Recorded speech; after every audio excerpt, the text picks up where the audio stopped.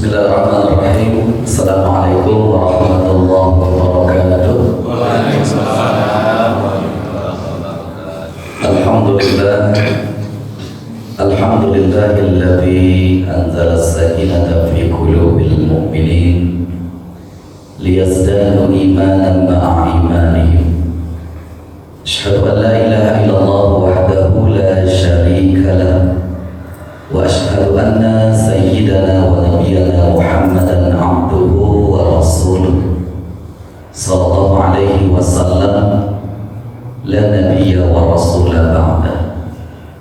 Allahumma salli wa sallim wa barik ala sayyidina Muhammadin wa ala alihi wa ashabihi wa zurriyyatihi wa ahli baitihi ajma'in wa alaina ma'ahum min rahmatika ya arhamar rahimin. Qala rabbi israh li sadri wa yassir li amri wahlul 'uqdatam min lisani yafqahu qawli. Bapak pengurus masjid yang sama kita muliakan, Bapak dan Ibu sedang jamaah salat fardu subuh yang berbahagia. Kembali kita bersyukur kepada Allah atas setiap nikmat dan rahmat, taufik beserta hidayah. Alhamdulillah, kembali kita bisa hadir melaksanakan salat fardu subuh secara berjamaah.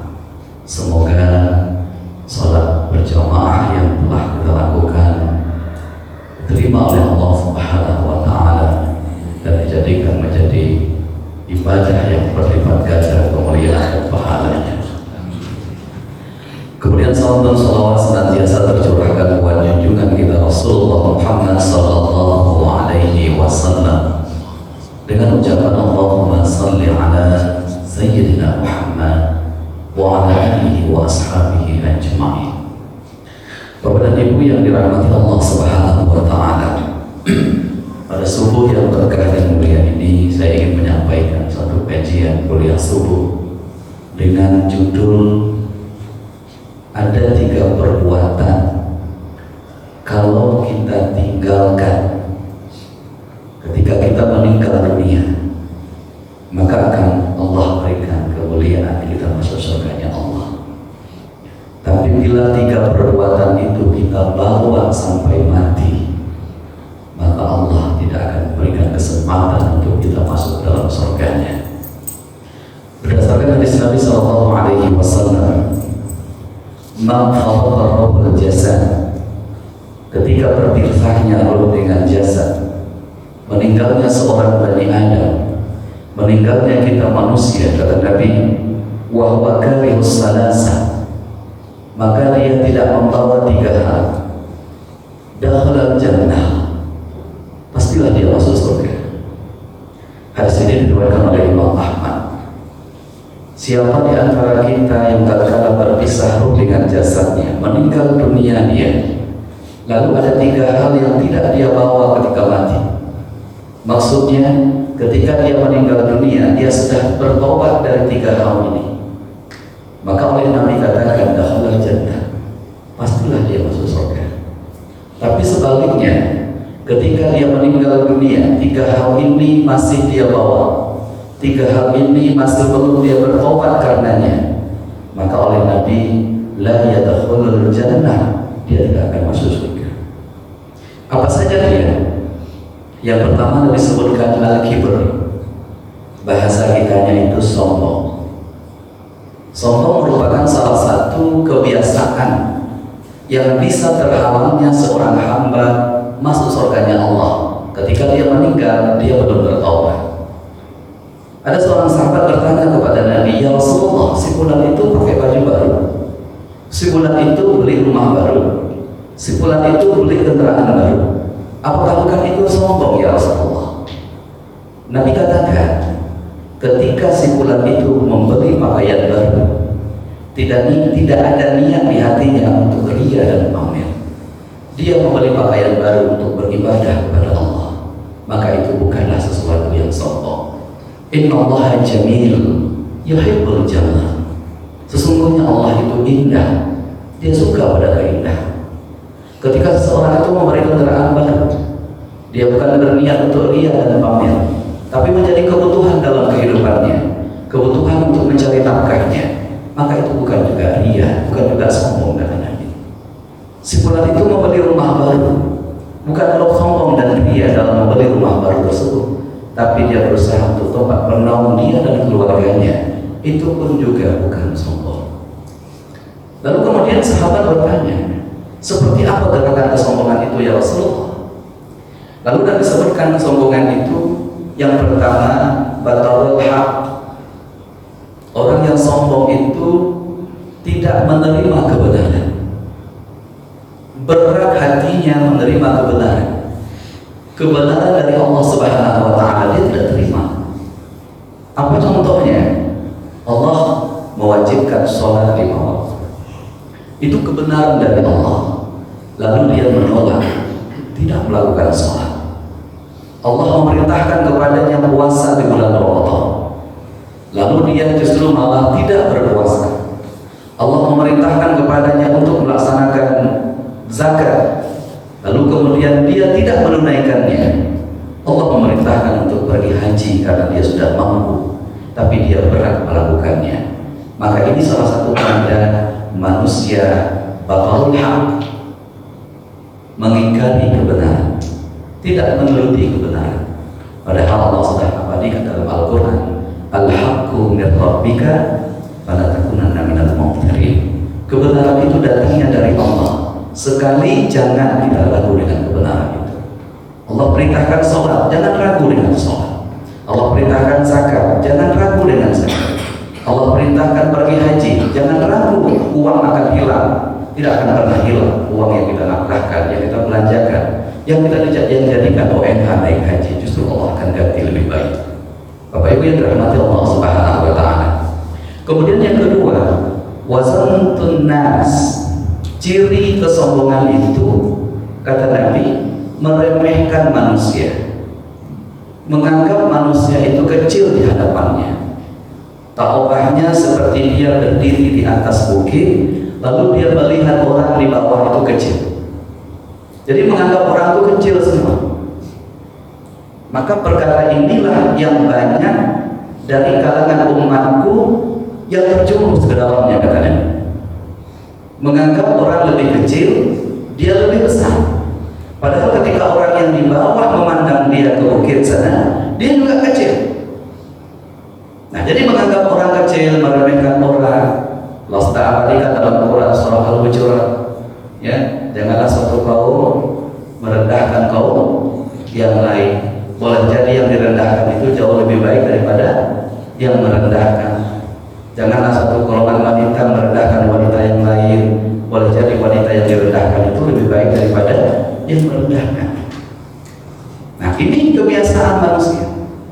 Ada orang sombong asbab kekayaannya, ada orang sombong karena pangkatnya, ada orang sombong karena ilmunya, ada orang sombong karena cantiknya, ada orang sombong karena kayanya, karena gantengnya, karena hebatnya.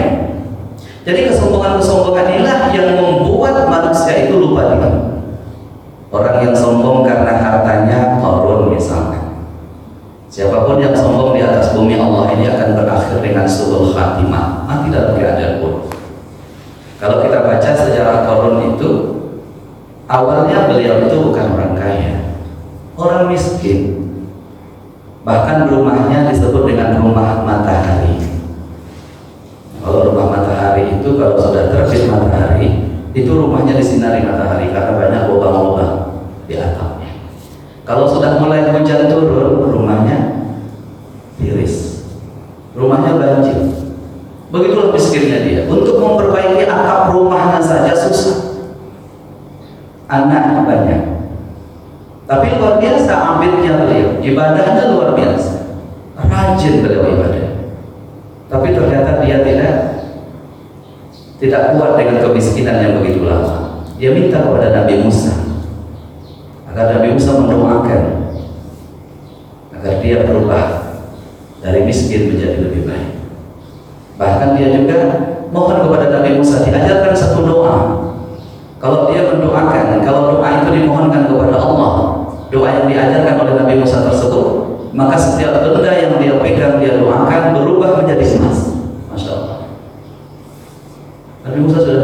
jangan korun.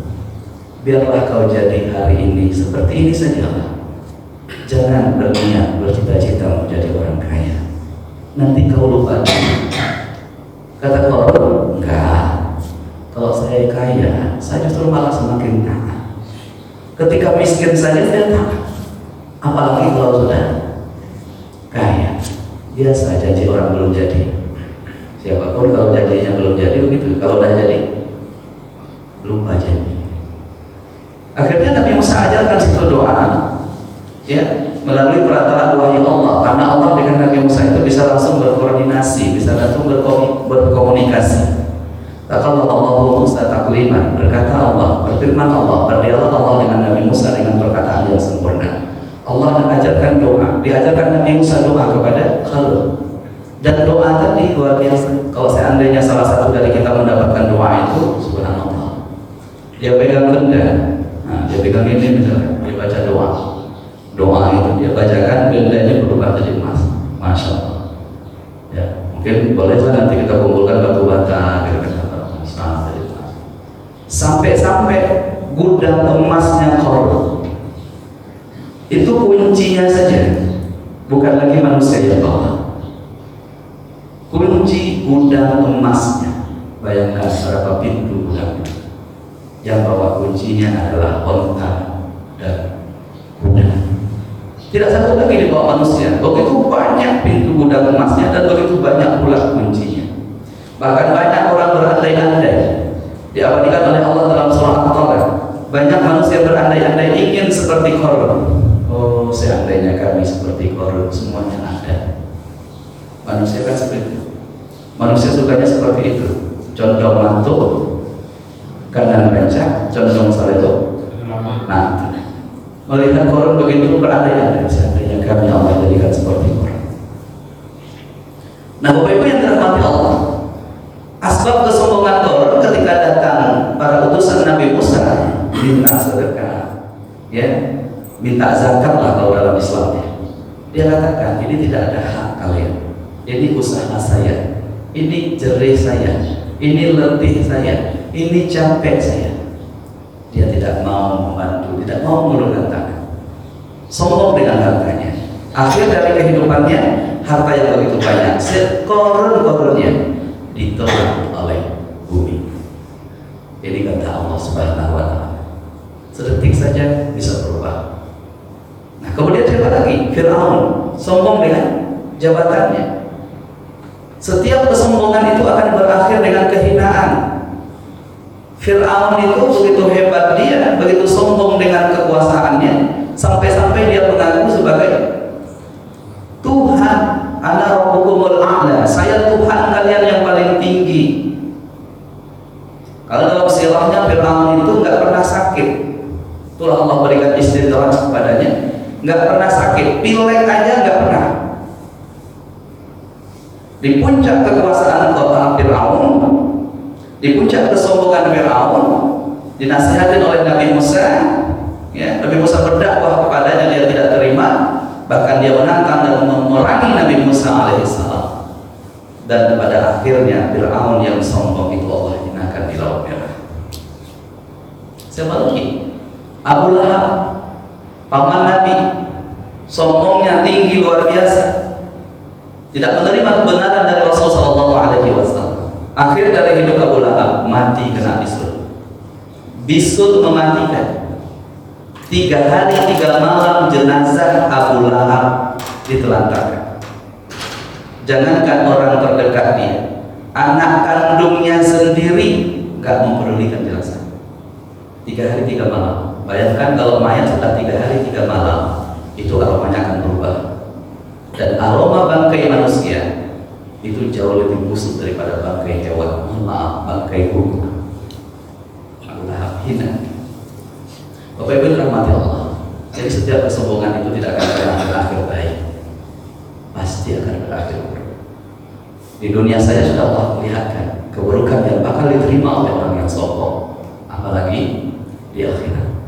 Ada orang yang sombong karena ilmunya, karena kepintarannya, sehingga dia menjengkal kepintaran orang lain, menganggap orang lain yang ceknil, dia lebih hebat. dia lebih semuanya.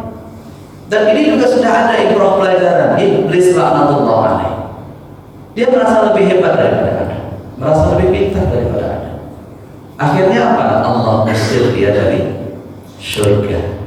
Bahkan akhirnya nanti iblis Allah akan masukkan ke dalam neraka khalidi nafiha abada, kekal selama-lamanya. Maka oleh karena itu Bapak dan Ibu yang dirahmati Allah, Ramadan mengajarkan kita agar kita menjadi hamba yang bertakwa, dan salah satu ciri khasnya orang yang bertakwa itu adalah tawadu. Tawadu itu rendah hati lawan dari sombong. Semoga Allah bimbing kita menjadi hamba yang selalu rendah hati, jauh dari sifat sombong. Itu yang pertama. Yang kedua, al-ghulul. Ghulul itu awal katanya ghanimah. Dulu ketika terjadi perang antara umat Islam dengan orang kafir, ada harta ghanimah, harta rampasan perang. Harta rampasan perang ini halal. Ketika umat Islam berperang dengan orang kafir,